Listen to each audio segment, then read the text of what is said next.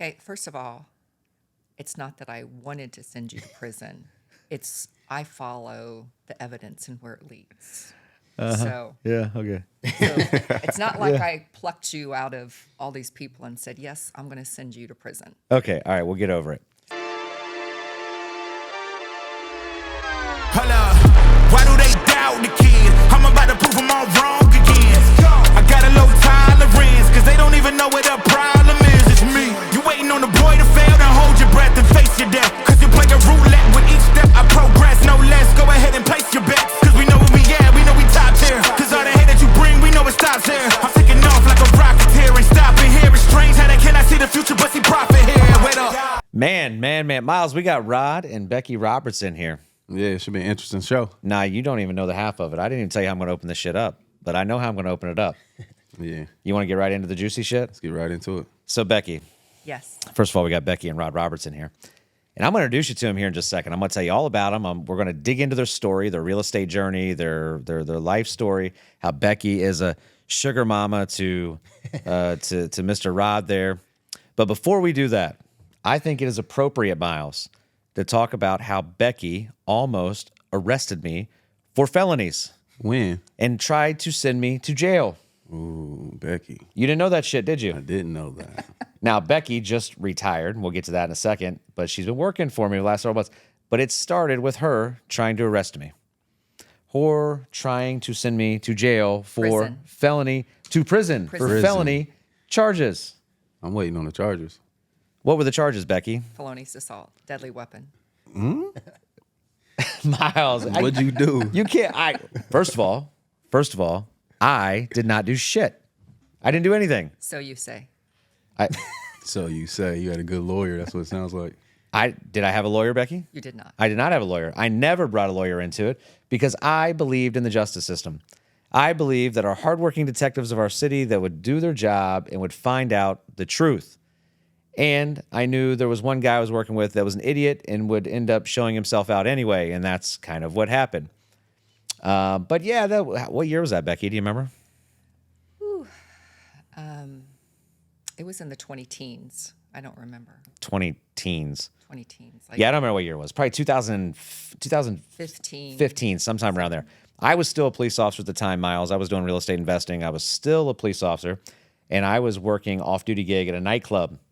And I stopped down at another nightclub after we got off, and a big fight broke out, and a couple guys got into a brawl. They were beating the shit out of each other. I was not involved in that fight. I was handling like all kinds of other stuff. And then this guy comes walking out of the parking lot at the end of this. His eye is bleeding and his head's bleeding. And, I put my arm underneath of him and I walk him to his car and try to call him an ambulance, which he refuses. I didn't know what happened to him. And that was it. I put him in his car. And the next thing I know, the police department come and want to take my asp and send it off for DNA. And I find out that Becky and her team is trying to prosecute me. And I find out that this guy's friends picked me out of a photo lineup. Is that accurate so far, Becky? Yes. Now, I did not do shit. Nothing. Yeah, it sounds like you was a helping hand. I was a helping hand, but I think that's part of what it was, right? Because I was the last face that he saw before he left the club because I'm the one that put him in his car. Now, if I would have whooped his ass, I would have disappeared. I wouldn't have put him in his car, just so we're clear, okay? Yeah. But I was the last face that he saw. And his friends, they knew me because I was like, me and one of my buddies worked off duty at every nightclub, and we were the face of the nightclubs. Like, everybody knew who we were, the two of us. So we were the easily recognizable individuals at that time. But Becky's stellar work and the dumb mouth of the other guy that was actually involved and probably did it. It was like day of grand jury, and that was like the first time I really thought, okay, Becky's not trying to put me away now. Accurate, Becky? Is that like that story pretty accurate? Yes, very much so. Do you still think to this day that I did that? I didn't think you did it to begin with. That's not my opinion that counts. Then why were you messing with me? It's up to the grand jury. The grand jury believed your story. Whatever. That's bullshit. I didn't testify before the grand jury, just so you know. And there's a little thing, right? Like, you never give a suspect their witness statement. You don't give them their witness statement. That's just not part of like their practices typically, right? Correct. But when we went down for grand jury testimony, this other guy, I won't say his name, was there, who was involved and probably the one that did it.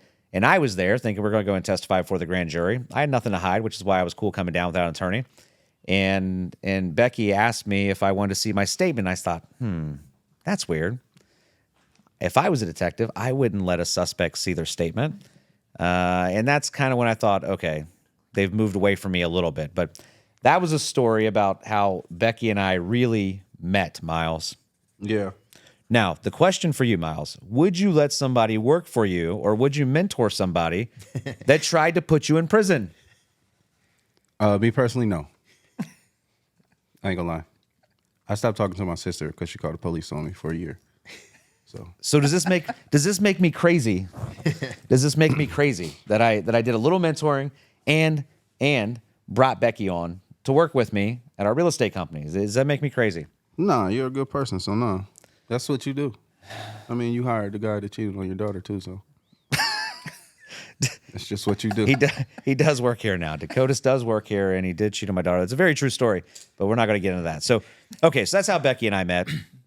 And I mean, I knew Becky before then, but we didn't really talk. And after that, it's not like we talked. She was just the one that tried to send me to prison. Now, Rod and I had worked some off-duty gigs together. I knew him through law enforcement. We weren't like best buddies or friends or anything like that. But I think it's important at this road to figure out, like, how did we even get here? Because now we're almost 10 years down the road, 9 years down the road since that original incident. But Rod reached out to me. What year did you reach out to me, Rod? Do you remember? 2018, 2019. 2018, 2019. I was doing well in real estate. And Rod reached out to me. I was just talking about some real estate stuff and, invited him over to the house, him and Becky, to come over and sit and talk about real estate. And I guess the big thing is, when I look at that, like, Rod, what was, for you, in your mind, what was your intent? Like, when you reached out to me, what was your intention when you reached out to me? I wanted to dive into it. I kind of missed the boat. I did a flip in 2008 when the market crashed. Me and a buddy did that, and we sort of lost our ass on that. But I really was hungry to do it again. I've got a construction background along with being a policeman. So I knew I could do a lot of rehab myself, and I really wanted to get back into it. And it was just kind of convincing her, because we're much alike, that I'm just, whatever, let's go for it. Put your head down and go. And she's like, I got a 5-year plan. Like, damn, a 5-year plan. Let's go. Yeah, but there's more to that, right? Like, people don't just say, hey, I just want to work a lot more. Yeah. There had to be, and before we get to that, like, we'll get to the reason, but specifically, why me? Well, Why'd you reach out to me at that time? Or was I just, was I the only option you had that you knew was doing real estate? I'd been watching, following you on social media, and like I said, we knew each other from before. I knew who you were, as opposed to just reaching out to some random person on the internet. And, I saw that you were doing good. Saw that you were making moves and doing well with the real estate investing. And I thought, well, let me pick his brain a little bit. Now, Becky, the lady that tried to send me to prison, when your husband said, we're going to go meet with Todd, Pultz, the guy you wanted to send to jail, prison, you remember that, right? What did you think? Okay, first of all, it's not that I wanted to send you to prison. It's I follow the evidence and where it leads. So Yeah, okay. it's not like I plucked you out of all these people and said, yes, I'm going to send you to prison. Okay, all right, we'll get over it. So, like Rod said, he's ready to go, and I am extremely conservative with my money and doing any type of business transaction. So I was very hesitant, and I was a little iffy about you because of the past. Miles, Yeah. the Urban Dictionary, What about it? what does it say the word iffy means? Is that in the Urban Dictionary? Yeah, it means you're not trustworthy. Oh, shit. That's what you're saying? I was a little Man, concerned. I don't know. She was nervous that, this is his chance to put it right back on me. He's gonna lead us out in the middle of the woods. Yeah. And I thought leave about us. it for 20 seconds. Yeah. I'm going to fuck their financial future up. Yeah. I'm getting back at them. Yeah. Yeah. No. So, but before that day, and you guys ended up coming over, we sat down in our kitchen. But before that, at that time, Becky, you were on your second job at that time, right? Like had you already retired from the police department, or? Yeah. Yeah, you were at the She retired in 2014. Yeah, from the you were at police the department. coroner's office. And she was at the coroner's office. So, but at the police department, I mean, you were a very successful detective. You worked with the homicide division as well. But how many years at Dayton did you do? 27. 27 years in law enforcement. It's a different world in law enforcement now, but you spent 27 years in a very active city. I mean, a city at many times was ranked in the top 3, top 5 of most violent cities in America per capita. And Rod, we'll get to your retirement, but you have like a couple days left. 2 days left before you retire from the police department, and you've done 29 years. 29 years, man. Like, so, so when you guys sat down with me, the one thing I take away is like you guys were W-2 mindset people, and typical of kind of what society tells us, right? Like, get out, be successful, get a job, make good money, and you guys made decent money at the police department. It's not like you're begging for bread. You weren't struggling to pay your bills. You weren't doing anything that. And I think what I heard from you was you just wanted things to be a little bit easier when you got to retirement. Absolutely, yeah. And Rod, I don't know, the reason that I don't want to put words in your mouth, okay? And I don't know all of your background, but for me, the reason that I chose real estate was it was one of the few things that I understood. Yeah. I wasn't a smart dude, right? Like street smart, yes, because I grew up in the streets. But I couldn't go be an engineer. I couldn't go be a doctor. Like could a car drive by me and I knew they had dope or guns or warrants? Right. Yeah. Like I could do that shit. Yep. And I also knew that if I bought a house for $10 and I sold it for 20, I probably made somewhere in the middle. And that's why I landed on real estate. I wasn't crafty. I wasn't a guy that could go turn an entire house or flip it. It was just that it was the easiest thing for me to understand how to make money. Yeah. And I guess when you kind of decided to make that call to me, what were the reasons why you said, maybe real estate could be the ticket?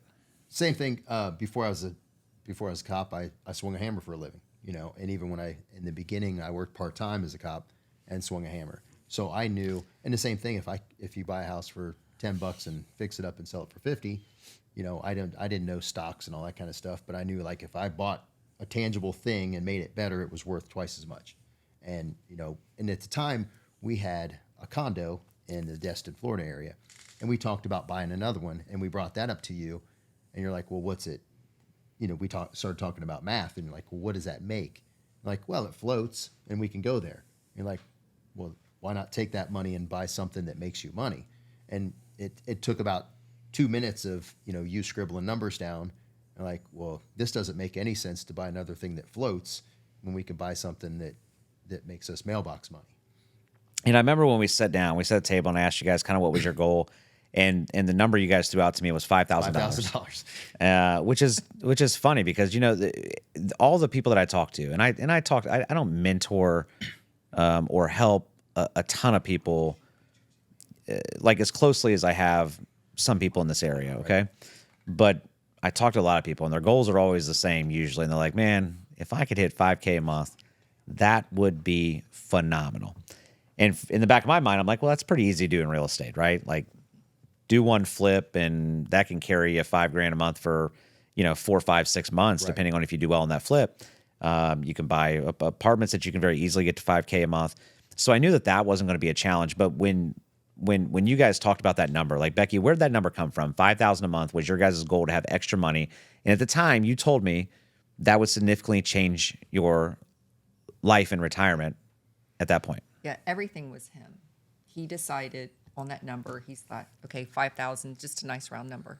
You think we're W-2 gals, right? So that's a month's pay or better doing what we do Sure. now, right? So what would another, set of paychecks do? So what you're saying is you didn't put a lot of thought into it. You just came up with a bullshit number of 5,000. I didn't want to go crazy like, oh, it's like $20,000 a month. That's unrealistic starting out, but like just that number was what would another set of paychecks do? Yeah. I think what's important when you guys came over to the house, we didn't do like a big planning session. We didn't dive into a ton of stuff. I think for me, the way I've always tried to teach people or help people is to kind of just give like a little blueprint. And people are either going to grind and go out and do things and take action, or they're not. And the most frustrating thing is when you spend X amount of time with people and you feel like you gave them the keys to the kingdom, all the things that you made mistakes yourself and lost money on, and you learned over the time, and you're just giving it to these people, and then they don't take any action. Like, that's the one thing that pisses me off more than anything. Now, that's not you guys. You guys took action. Sure. But when you left the house that night, and I think, I don't know, like, Becky, if we were talking about that, like, was there a theme from that night, or did you have like something in your mind where like, okay, we can get there if we do XXX, or this is what Todd was trying to say to us? Like, was there something you took away from that first meeting that we had? Driving for dollars. Driving for dollars. And look, I want you got Miles. Yeah. I did not tell her to say that. No. But I was just over getting lunch before I came here. I was eating one of those faux bowls, and the lady had it really spicy. And in my head, I was thinking through, like, what were we going to talk about in this conversation? And I said, man, this is one of the questions I'm going to ask Becky. And I hope she says driving for dollars. And you didn't miss a beat. You did it. And I'm happy you did that. That was the most significant thing that I took, besides you laughing at our $5,000, because then you said, well, why not 10? Why not 15? Why not 20? But driving for dollars. And from that moment on, when Rod and I would just be driving around, we would be looking, and we would go to a certain neighborhood and try to get every street. I'd always have a notebook in the car, and we would look for the ugliest houses on the street. In the summertime, if they didn't have their lawn mowed, or it just looks like a crappy house, write down the address. Then I'd go look it up on property taxes, see if there was back taxes owed. You know, and the reason I was hoping that you would say driving for dollars is because all the educational courses that are online, all of the influencers that are out there, they keep creating these fancy names for programs and trying to teach people passive income, trying to teach people how to get into real estate investing. And when people ask me, like, how do I do it, Todd? How do I get started? I'm like, just bootstrap and grind your business. That's the easiest way. Now, if you want to be some crazy investor that has all kinds of yachts and things like that, like, there's a different path to get there. But if you want to live a comfortable life, if you want to have financial freedom, if you want to be able to go into a grocery store and not look at your check account and know you have money for groceries and things like that, or just feel a little more comfortable, it's not hard if you take action, if you grind and you just do a little bit of the work. And I wish that I could convey that to more people. Is like, everybody thinks there's like a magic bullet out there, right? And we just did a show. We just filmed a show with a celebrity nutritionist that was on Dr. Oz. And we was watching some of those clips. Like, all the clips were like, here's a new fat loss burning secret. And in this one, it was the green coffee bean. And, you know, and it was like always some fad. And that's what I see with real estate right now is everybody thinks there's a magic bullet. The magic bullet is just do the fucking work. Right. Do the fucking work. And we still do that to this day. When we're driving around, it's like, oh, go back and get that address. And for us both being police officers in the city of Dayton, we knew the area, and we've talked about this before, that Dayton is street specific, right? So we'll drive around, and with a construction background, I'm like, oh, that ugly house has a tarp on the roof, you know, and just looking for uncut grass, busted windows. Like, nobody gives a crap about that house. So let's see if they want to sell it, you know. And we've done it several times. Is we buy the ugliest house on the street, make it the prettiest, and the neighbors think we're amazing. But yeah, you just have to get out and look, and we do it all the time. She would have a notebook, and we would drive down a street and write down 10 addresses, and then she would go cross-reference them, you know, and that's what got us to our first deal. It's just driving for dollars. Now, Miles, have you heard driving for dollars before? Have you heard that term? Not before I started working here, no. So do you have an understanding what driving for dollars is? Yeah.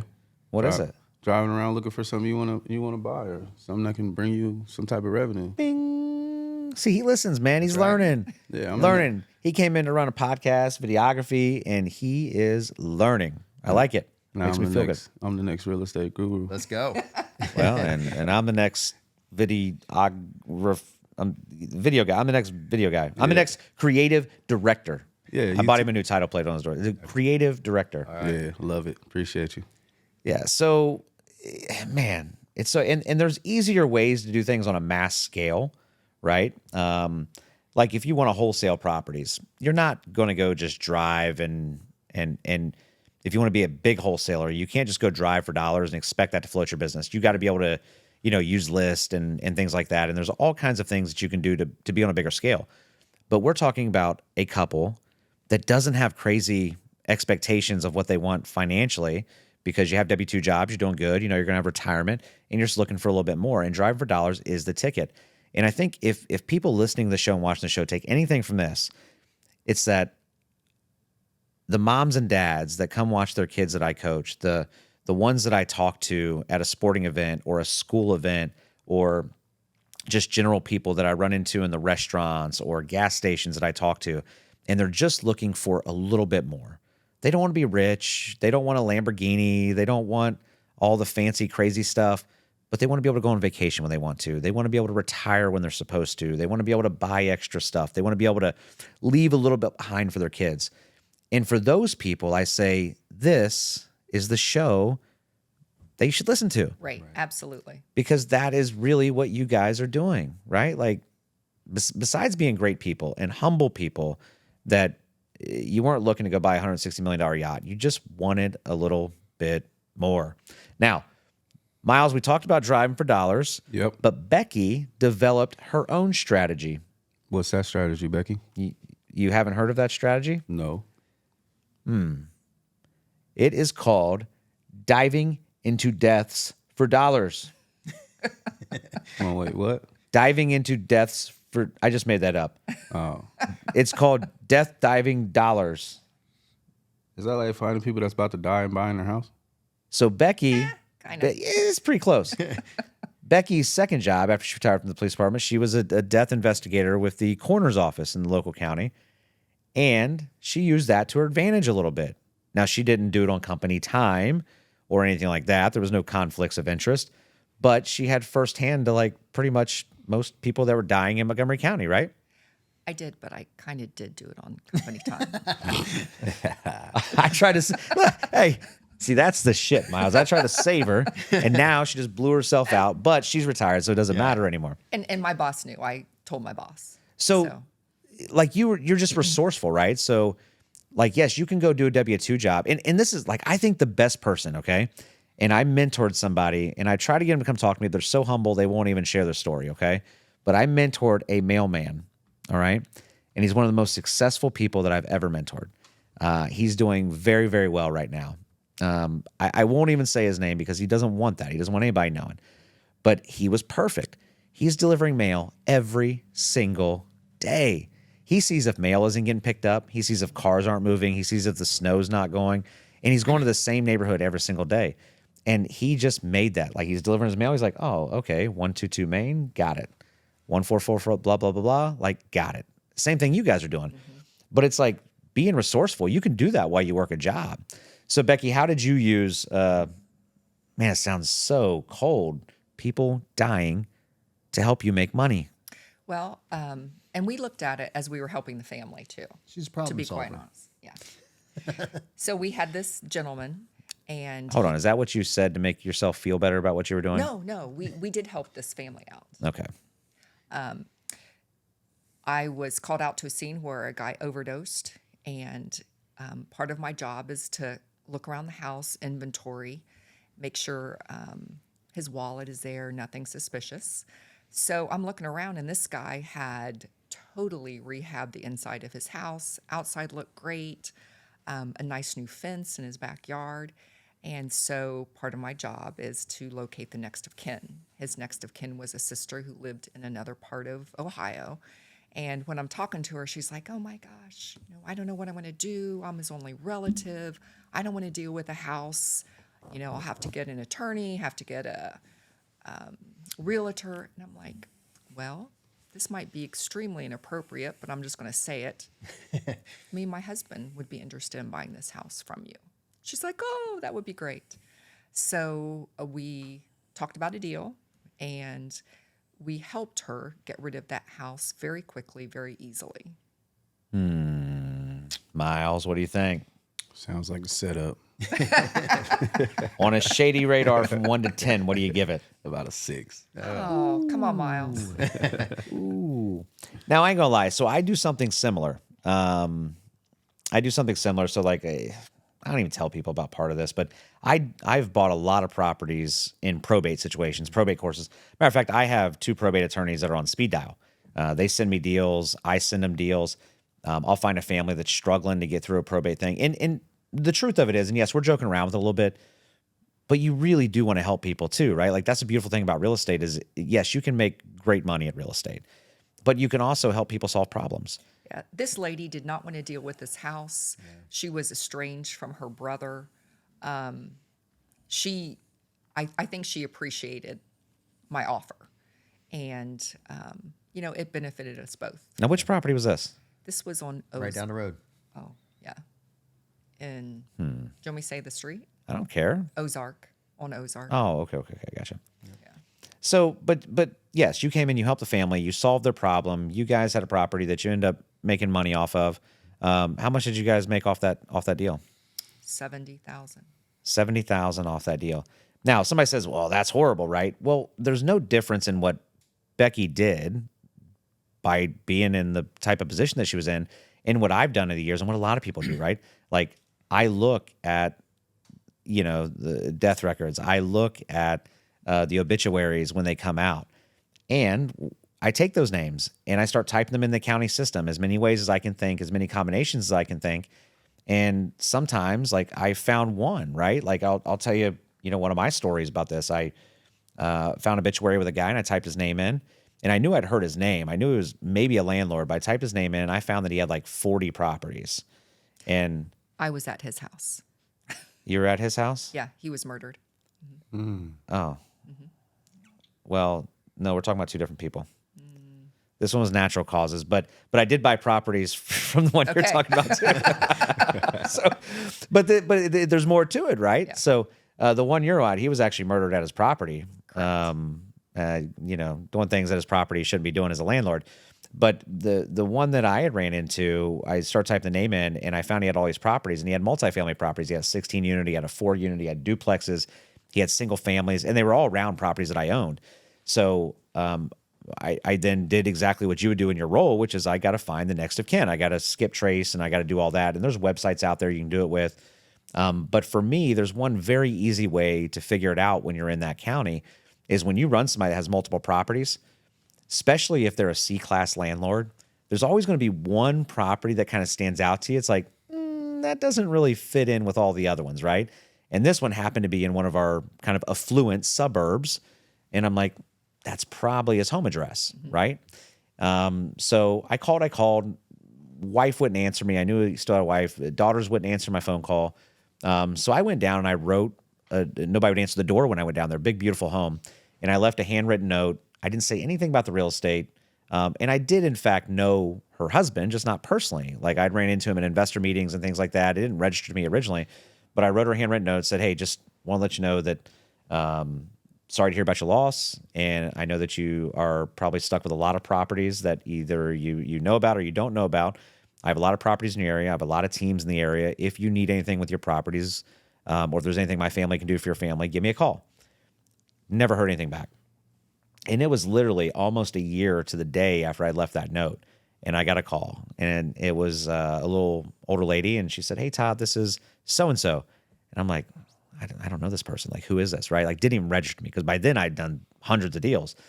And she starts talking about the note that I left her. And I'm like, oh, yeah, okay, now I remember.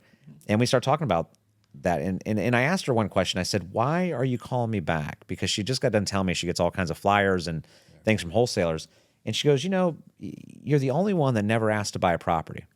You never said you wanted to buy something from me. All you did was say sorry for your loss and offered your help. And it was a handwritten note. She goes, I left that note on my refrigerator knowing that one day I'd be in a place where I wanted to call you. And she goes, that meant something to me at the time that you weren't just trying to get the properties and you offered your help and you didn't hound me with calls. You didn't send me postcards. And we formed a really good relationship. And she was a great woman. I end up, as her realtor, selling like 6 properties for her. They were all $200,000, $300,000, $400,000 properties. I made decent money off commission. I end up buying 2 duplexes off of her.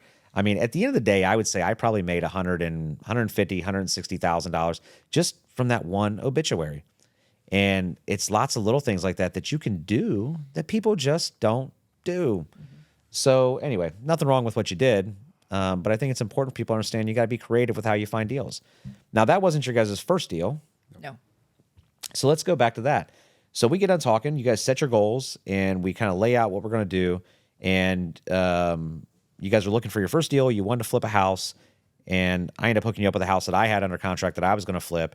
And I think I don't know what I make. I made like $9,000 off of you guys or something like that to wholesale it to you. Yeah. And you guys took it over, and you ended up partnering with somebody. Like, how'd you guys find the funds for that house to buy? You put us in contact with a gentleman that wanted to invest in the Dayton area, and we talked to him. You know, he agreed to fund the deals. We'd be boots on the ground, sweat equity, and then we'd sell the property. He'd get all his original money back, and we split the profits. All right, so you guys were looking for money, and and when we talked about it, I know we talked about that first property. Like, well, I don't know where we're going to come up with all this. We have some money, but we don't maybe have enough for this, and this. And we started talking about the options, right? Using other people's money and creating those relationships. And most people say, well, I don't know anybody has that type of money. Well, you don't have to know somebody that has that type of money. You got to find people to know that have that type of money. And I think you're kind of fortunate enough that we hooked you up, and you guys had a good conversation with Barry. He was out in Vegas. Great dude, former WWE wrestler. He's in Cirque du Soleil now, and he was looking to invest, but he had money that he had to do something with because it was just sitting there. And he ended up funding that deal for you guys. And did you guys end up profiting off that first flip that you guys did? Yeah. We each made $18,000. Yeah. You say that like it was a disappointment. Yeah. No. I mean, it was, we ran into some hiccups. We learned a lot on that one. One of the conversations you and I had was, I wanted to be in there and do a lot of the stuff myself because I knew how to do it. I knew it'd be done right. And we had a conversation about what's our time worth. And that's something that we've talked about since then to this day. There's some projects around the house or whatever, and like, well, what's our time worth? So we had those conversations. We had some crappy contractors, some guys that kind of did some shady work, and we had to come back and rework it. And we realized right off the bat that just like cheap paint is cheap paint, you get what you pay for with a contractor. So we used a couple guys that trying to cut some corners and ended up having to redo things. So we could have made better profit on that one. We were a little disappointed in that, but we learned a lot. And Barry said, hey, if I can make $10,000 on my money in, 8 months or 10 months or 6 months, whatever it was, then we'll do another one. So, and we were very good stewards of his money. We were really conscious of keeping him in the loop at all times. Every time we would get a draw from him, like, this is what it's for, here's where it's going. And, we obviously did not want to burn that bridge on the first deal. And just so we're clear, yeah, $36,000 on your first flip is great. Yeah. Is good. Now you had to split it 50-50 with an investor, but you made $18K. Yeah. How long did it take you from start to finish to do that project? I think that one is about. It was about six. See, we got it November, and we sold it late spring. So 6 to 8 months. Yeah. Okay. So we go back to kind of what I said earlier is like, if you do a couple flips, right? Like you make 18 grand profit on that. Well, that's 3 months of 5,000 a month. Right. Mm-hmm. Right. So now all we got to worry about is the other 9 months, right? 10, 11. Yeah. I'm not, math is my worst subject. It's like horrible. Math is my worst subject. I don't know. And yet that's pretty much mostly what I do is run numbers, but 18 grand, that takes you for like 3 months at 5,000. So now you got to worry about 9 months. You have a great relationship with, we'll call private money lender at this point, but you're paying him back and he's making money now. And that's really how great things kind of start to happen a lot of times is those relationships. And you guys would have never met Barry or never known Barry if we didn't start working together. Right. And I would have never given you contact with Barry if you didn't get to a point to where you asked me about where to find some money at. Right. Because I think you have to get to those points and you have to learn lessons the hard way sometimes so that you don't, get ahead of yourself or you don't make the big mistakes. And I wanted you to get to that point where you're like, okay, let's talk about I think we start talking about hard money and private money and all those types of things. And it kind of progressed the right way. So you close that one out. You're good. You guys are ready to rock on to another deal. What was the next deal that you did? Kettering. Well, actually, it was Mayfair. Mayfair, Mayfair. the apartments. Another driving for dollars. Yeah. And this was just how long after you guys sold? That one was Old Troy Pike. How long after you sold Old Troy Pike was Mayfair?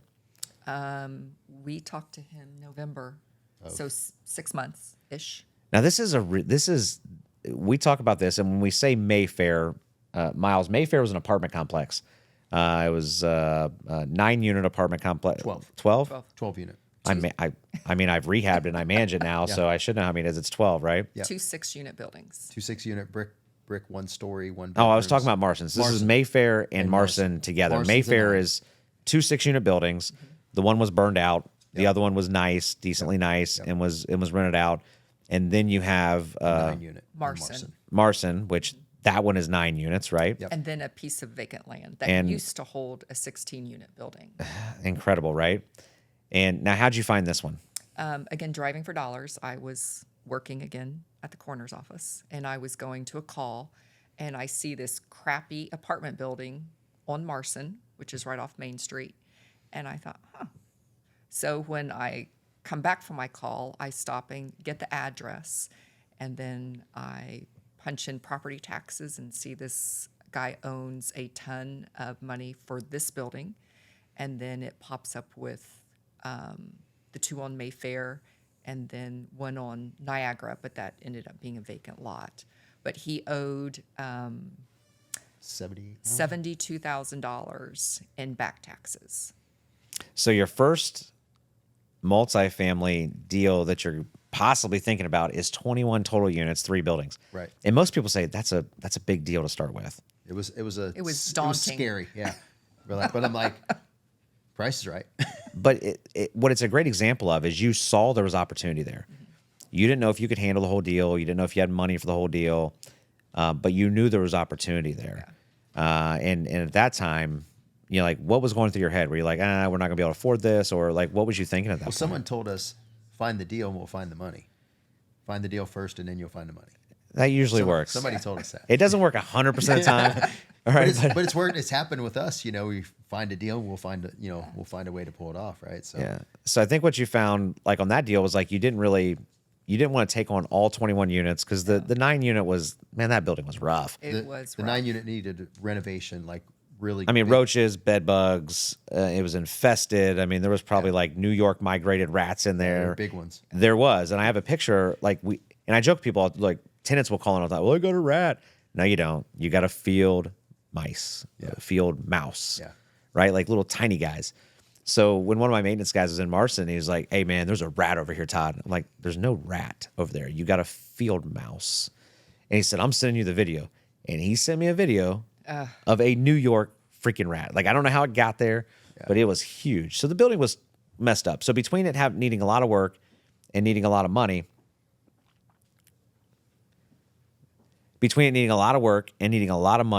you guys decided, like, we can't just take want this whole Mayfair. thing down. Yep. We just wanted Mayfair. And that is what is so beautiful here, is that we brought our heads together and figured out how to be creative with this. So, like, how did we end up taking that deal down?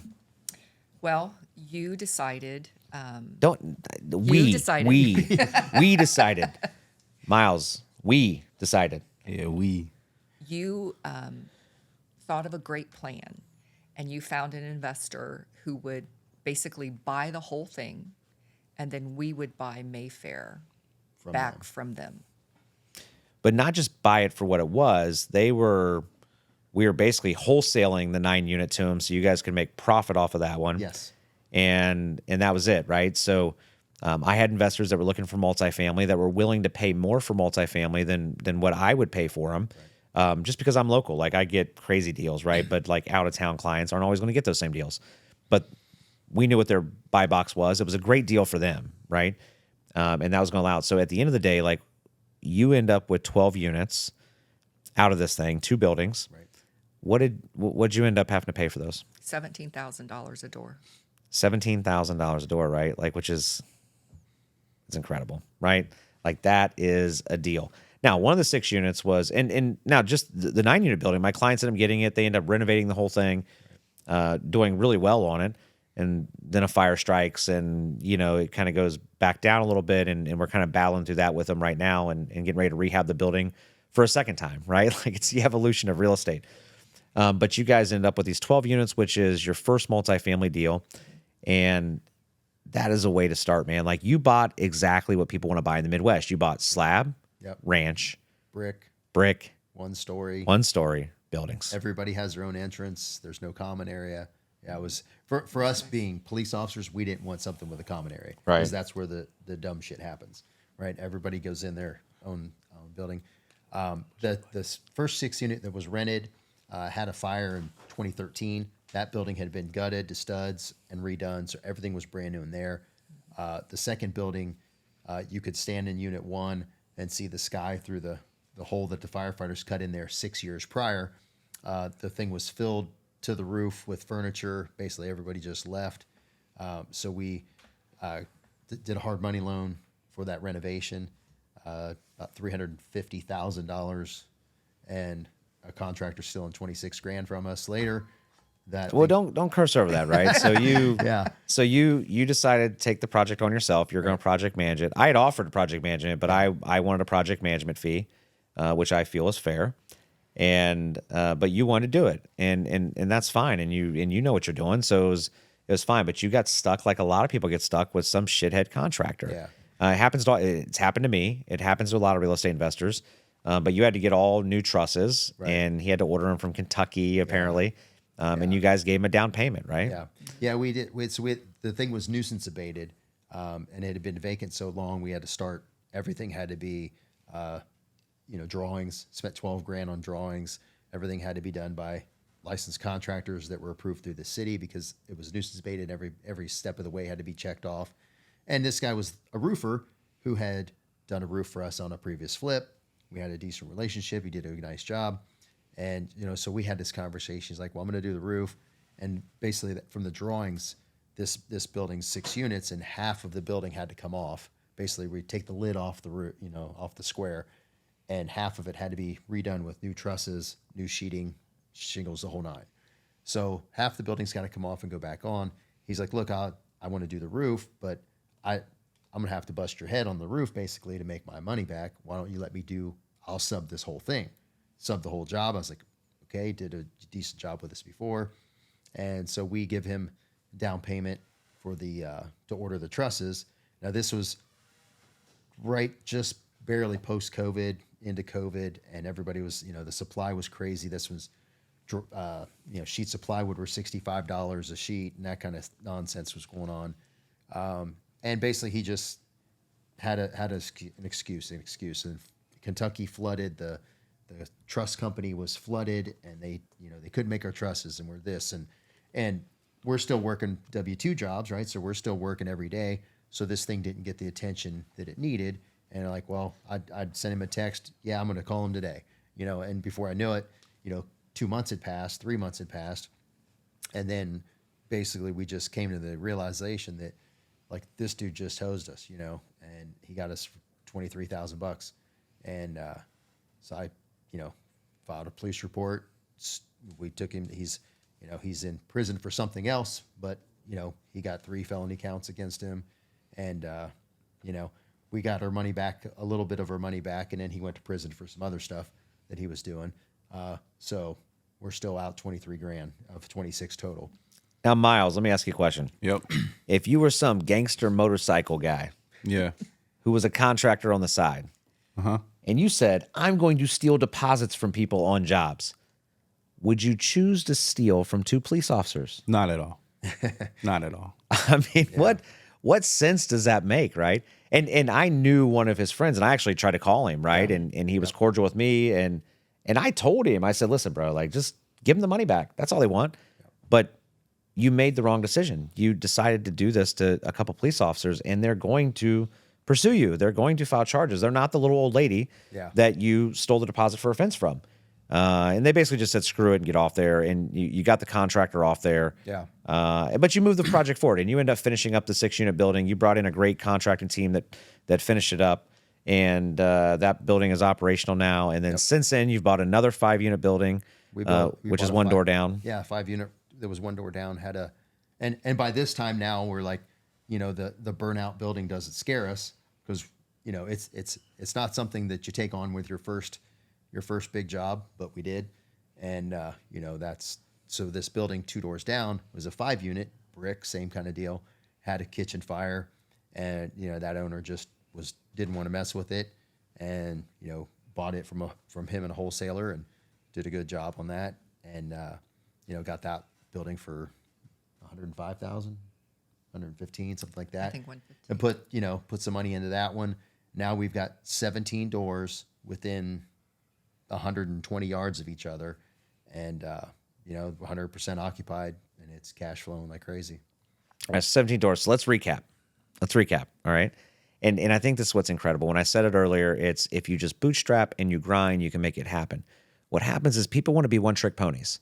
They want to, I'm going to be a wholesaler. I'm going to be a flipper. I'm going to buy multifamily apartments. And what I really wish people would do, which is so contrary to all the influencers online, all the educators online will think that I'm crazy for even saying this. I think you got to know how to do it all.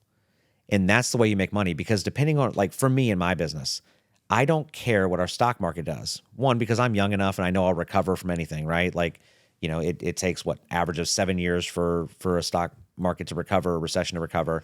So I know that I still got years left in me. That doesn't scare me. I don't care what the real estate market does, because if the real estate market crashes, then I'm going to buy a lot of shit. All right. I know if the market goes up, then that means rents are going up. My values are going up. I can refi out, get more cash in, but I know that that's not the time where I'm going to buy a bunch of stuff. You know what I'm saying? So there's times when you flip, there's times when you wholesale, there's times when you just hold on to multifamily apartments. And if you know how to do it all, then you never have to miss an opportunity. In your guys' story, within your first year, you flip. How many did you flip? Did you flip 3 properties in your first year? Flip that, not just in the first year, probably that one. And the main thing was taking on the 12-unit. After that was finished, You did the 2 Kettering homes. we went back with Barry. You did Old Troy Pike. You did the 2 Kettering homes. Yeah, and part of the Kettering homes were same kind of thing. We found those. She owed back taxes. We went in and purchased 2 houses in Kettering, which is a nice suburb of Dayton. And one of them's right next to the high school. One of them's on a main drag. And they're 3 blocks from a very affluent area. And so we talked to Barry, we have these 2 houses. One had 6 inches of water in the basement. It was a mess. It was a bigger home. And then we had this smaller one that needed less work. And we can kill it on both of these, but let's wholesale this big house.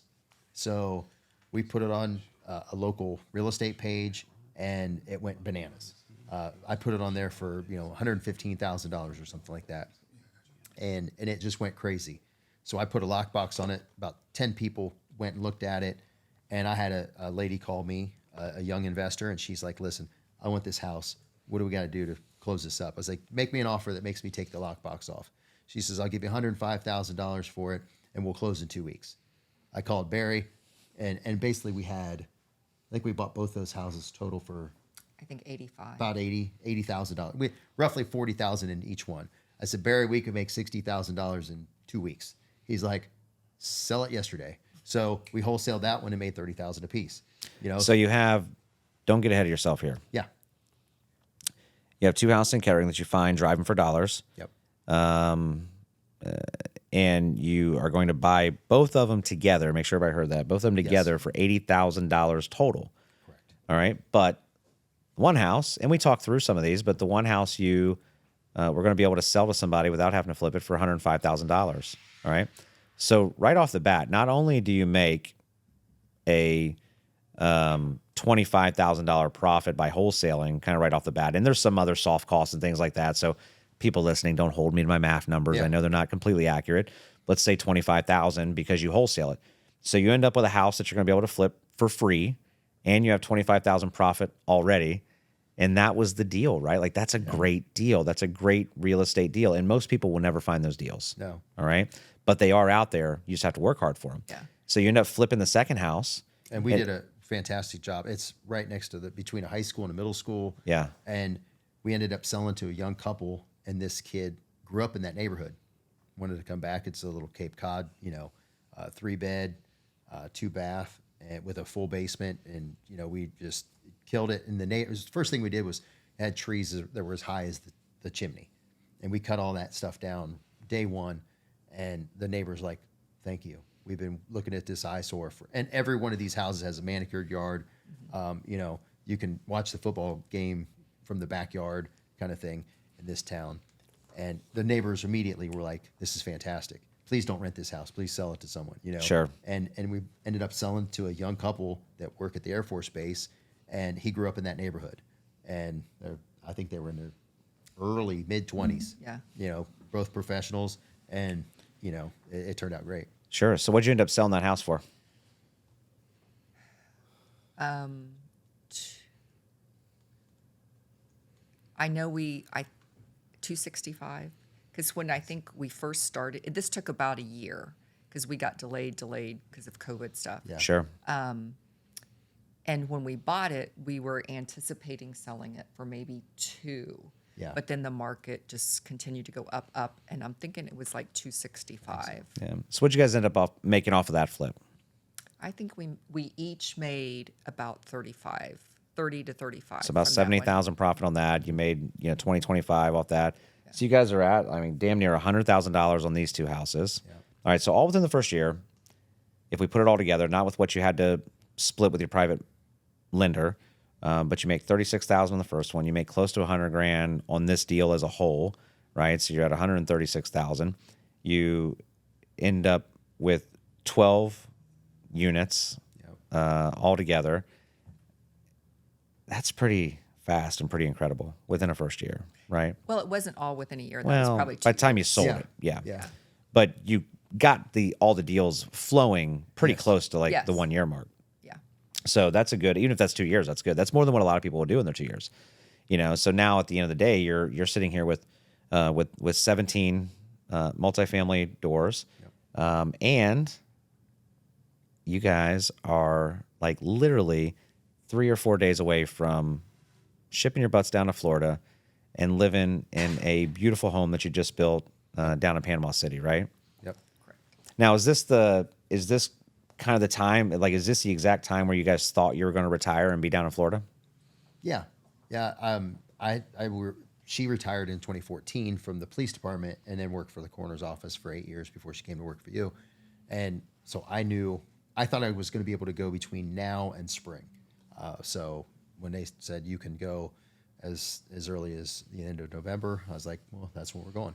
And our house has been built in Panama City Beach since January of 24. So we've been going back and forth, just visiting our house, and now we're ready. I literally have 2 more days of work, and Friday's my last day. Tuesday we're taking off and driving south. And do you guys, do you feel comfortable going into retirement? Like, feel like, hey man, we're ready to go into retirement financially. We feel okay.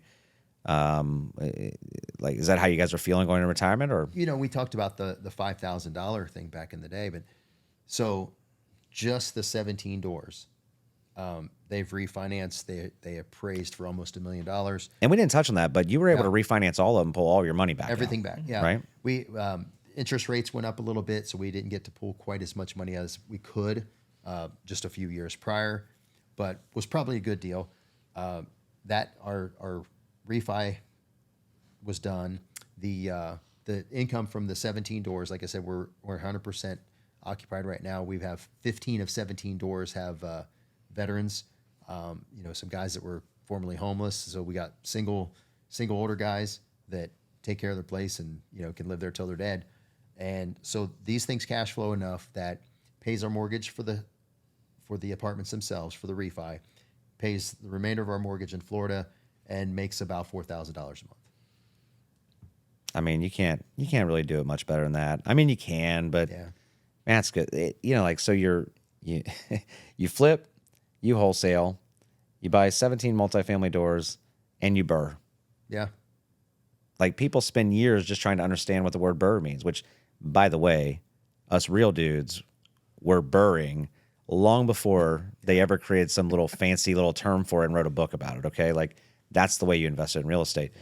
But you guys pretty much just summed it up, did it all in, and you guys have done a fantastic job. But none of that would be possible if it wasn't just for the hard work and the grind that you guys had. And without you. None of that would be possible without the hard work and the grind that you guys did.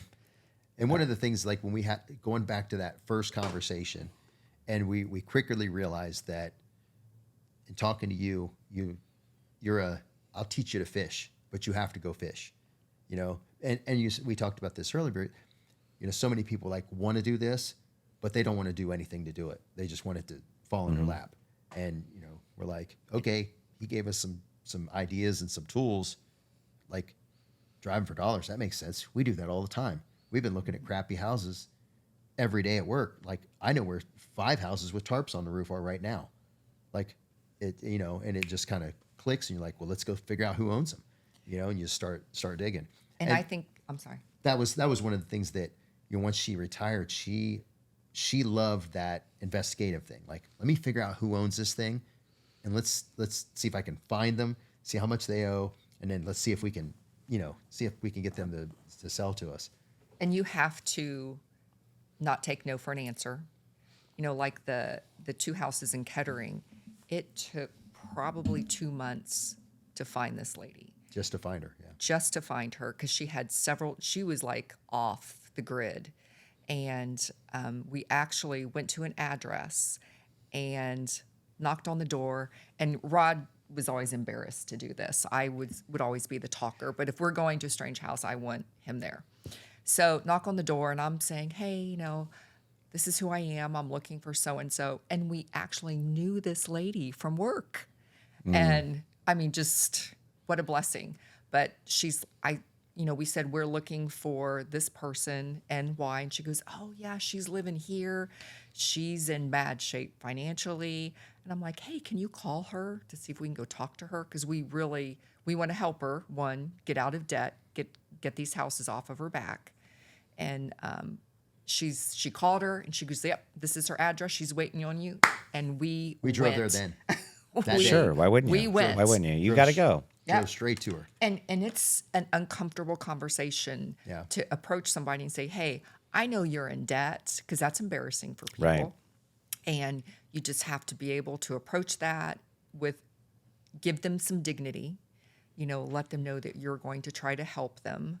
And then we benefit, you know, from it, of course, too. And one of the things that I think, you know, we bought her houses and then gave her enough money to get her life back together, right? And so, you know, and we talked with Barry, and like, listen, we could probably get this for this, but, you know, what if we give her a little bit more, and then she can get herself an apartment and that kind of thing.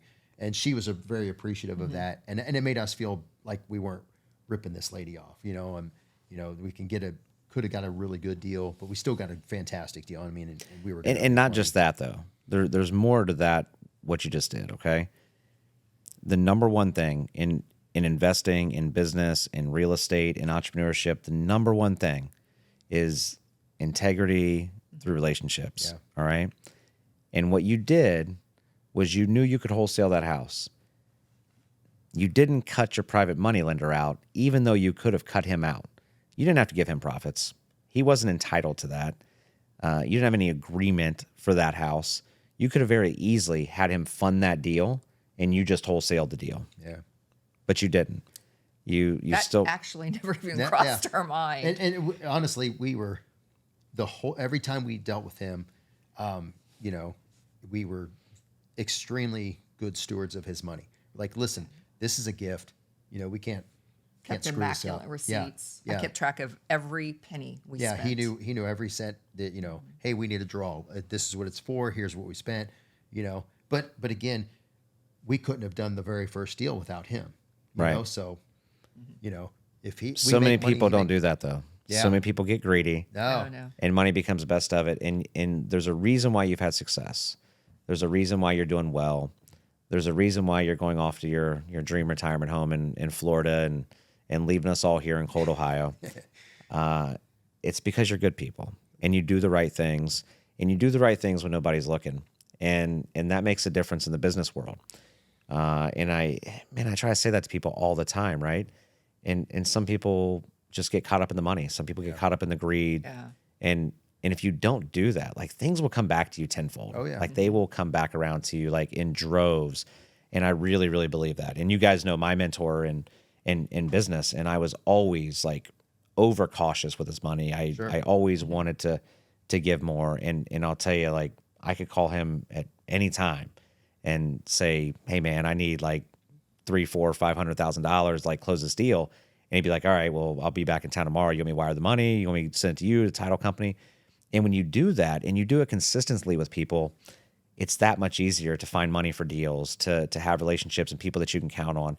It just makes all of our jobs a little bit easier in the real estate world.